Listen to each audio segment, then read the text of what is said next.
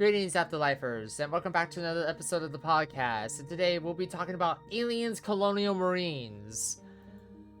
I heard about this game, being ripped to shreds, by reviewers and gamers alike. Unfortunately, my first experience into knowing what this game really was from the Angry Joe show when Joe did the review for it. I remember being there, watching that review in my very early morning class at college, waiting for the class to start. And from what I saw in that video, I couldn't believe what I was watching, even though the video was buffering in and out. I was like, oh, I gotta watch the whole thing when I got home. And then I just couldn't believe what I was watching.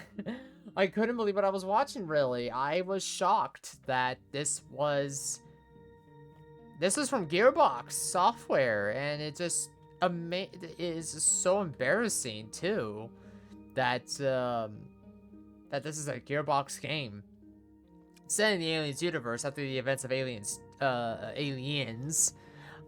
You take on the role as Winters, a Colonial Marine, and leading his squad as they journey to familiar locations in the second Aliens film, the Sulaco, Halley's Hope, and other than the audio design, everything else is trash.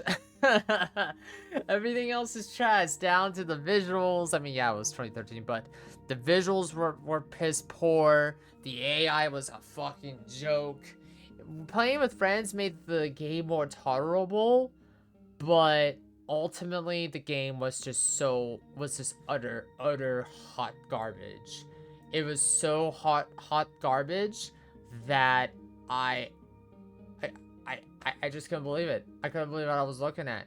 There were times where I was just like, man, I'm really playing this game, and I'm just sitting here going, what the fuck am I looking at? Like, what the heck?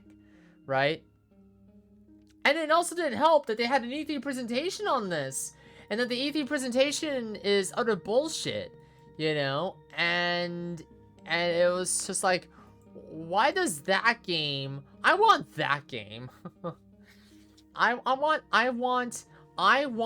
that game in Colonials in Aliens Colonial Marines, but we didn't get that game. You know, I talk about the AI, and the AI was just absolutely a joke. It turns out many years later, it turns out that apparently the reason why the AI was dodgy as all hell was because of a specific line code that was messed up for some weird reason. And if you fix that particular line code, everything, like the aliens become more, the xenomorphs become more tolerable, and more responsive. But it's just so amazing to me that that line code caused everything to collapse with the xenomorph AI. It still didn't save the game, though, because the AI is still bullshit, where your AI buddies won't help you up. The AI buddies keep going down. It's like, why do we have to pick them up? They keep coming back up, right? And then on top of that, the Xenos dodge AI companions, their AI companions, and go right for you for some weird reason. And I'm just sitting there going, what the fuck? Like, bruh. Like, seriously. It's just so dumb. So dumb. Finally, there's a story. This literally was a simple black box retrieval case, right, for the Sulaco. It's like, okay, you gotta go retrieve the black box on board the Sulaco.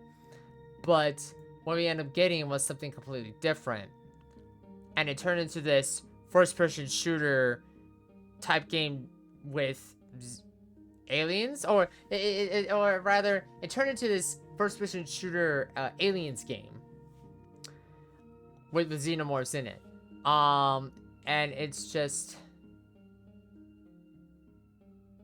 yeah, there's so many, like, there's so many things, so many things, so many things. But even with the mods, even with the line fix, it still could not save this game. It still can't save this game. I recommend on a deep sale because that's how I got it. It was dirt cheap, like almost like $1, $2, $3. Even then, to some people, it's like, it's not even worth $3, bro. Like, I totally understand that. But yeah, no. Shame on Gearbox and just wow. If you enjoy this episode of the podcast, leave a like, comment, and subscribe to the YouTube channel if you're listening to this podcast episode anywhere else. Then give the episode a like, and I'll catch you all in the next episode. Bye bye.